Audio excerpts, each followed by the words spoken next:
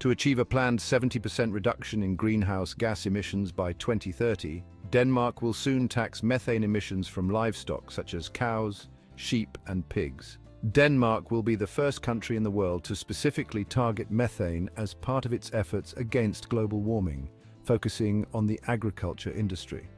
Taxation Minister Jeppe Bruus announced that livestock farmers must comply with new regulations to measure and tax the gas released by animals during their daily activities. Starting in 2030, Danish livestock farmers will pay 300 kroner, about $43, per ton of carbon dioxide (CO2) equivalent emissions, increasing to 750 kroner, around $108, by 2035.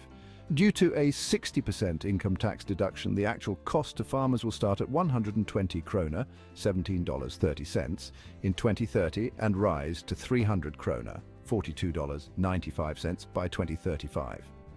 We will take a big step closer to becoming climate neutral in 2045, Bruus stated, emphasizing that Denmark will be the first country to introduce a real CO2 tax on agriculture, hoping other nations will follow suit.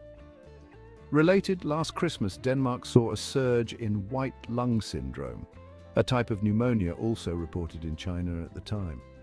New Zealand had planned a similar tax on livestock emissions starting in 2025, but abandoned it after heavy criticism from farmers and a significant political shift in 2023. Currently, New Zealand excludes agriculture from its emissions trading scheme, which still aims to reduce emissions under the guise of environmental responsibility. Denmark's government has not yet detailed how it will measure the gas emissions from each animal to enforce the new tax. Critics argue that these measures are more about controlling the population and increasing taxes rather than genuinely addressing environmental concerns. One commenter argued that these policies aim to control the population and extract more money from the public. Another pointed out that historical events like the mass killing of bison in the 1870s did not lead to significant climate changes, suggesting that livestock emissions are not a major climate factor. Others highlighted that CO2 is not the primary driver of planetary temperatures, attributing climate changes to solar cycles instead.